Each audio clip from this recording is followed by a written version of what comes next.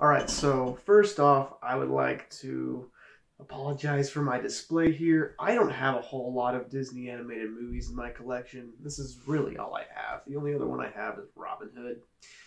So this looks really disorganized, I'm sorry, but best I can do. So Raya and the Last Dragon is the latest animated feature film from Disney Animation Studios proper. In a realm known as Kumandra, a reimagined Earth inhabited by an ancient civilization, a warrior named Raya is determined to find the last dragon to unite her people again once and for all. If you paid attention to my most anticipated movies of the year list, you will know that this movie was very high on that list. I believe it was my number 3.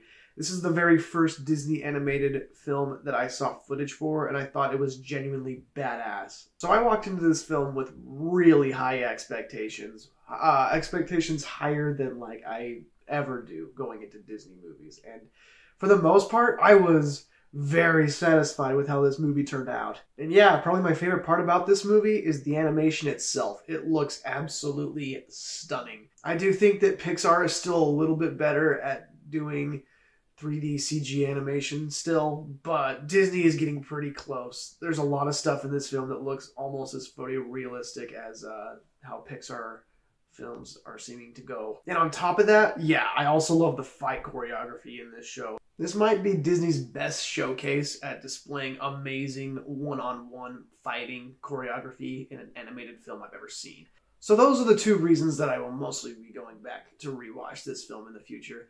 But I also did love a lot of the characters in this film, namely Raya. Kelly Marie Tran does an excellent job doing the voice work for this character. And I'm really glad to see that she's, getting more work. She's a really intriguing character, and she's also just as fun as she is intriguing. As well as the character of Sisu, who I think is probably my favorite character in this whole movie. Sisu is the last dragon that's mentioned in the title, as well as Raya. Sisu is played by Awkwafina, and she is just absolutely hilarious in this role.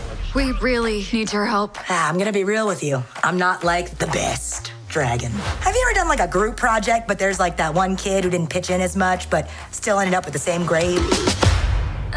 We're doomed. And her presence, as well as the writing for this character, really benefits the rest of the movie. I do have to say, though, the design of Sisu's dragon form, when I first saw that, I was really worried. I can only imagine how conventions are going to go after this movie's release. I'm pretty sure there's going to be a lot of Sisu personas that are going to make me really uncomfortable. But, the great writing and the great delivery of the character saved it for me. So I can live with those horrible personas. What am I saying? I could never live with a persona like that. Oh, God. Another interesting character in this film is Namari. She serves as the primary antagonist of this film, and she is incredibly fleshed out. She's not a bad person, but she is definitely a major threat to our main character's cause. And yeah, that's what I'm saying. She's got multiple layers to her, and you can definitely see where she's coming from in a lot of situations. I'd say like the last really great character that delivers exactly what I want from them is Raya's father. Without saying too much, we get a lot of classic Disney father interactions that, just are perfect. That's all I'm going to say about that. Now, the other side characters in this film are probably what leads to the detriment of this film for me. There's a boy who has a ship. He's like his own entrepreneur. There's this baby, this con baby that hangs out with some monkeys. And there's this big guy who's just cool and tough. They all have they have a lot of similarities to one another. They're all kind of grieving, and they're dealing with some loss in their lives. But they're very surface level characters overall. I was very disappointed about that. I could have used a lot more breathing room with these characters specifically, and, to the overall film in general. The first act has some really great world building, a lot of great lore is set up, and the plot that is established in the first act is also insanely captivating for me. I was 100% on board. The way the lore works, it reminded me a lot of, kind of plot-wise, Game of Thrones, and then aesthetic-wise and audience-wise, Avatar: The Last Airbender. So it's Really cool combination. And you know what? In fact, I'm going to change my display here real quick. There we go. That's better. The third act is also an amazing payoff to everything that we got set up wise in the journey that we go on throughout the film. One of the best third acts I've seen in a Disney movie in recent memory. The second act is kind of an anomaly. The film is insanely fast paced. Like, there is like stuff happening all the time.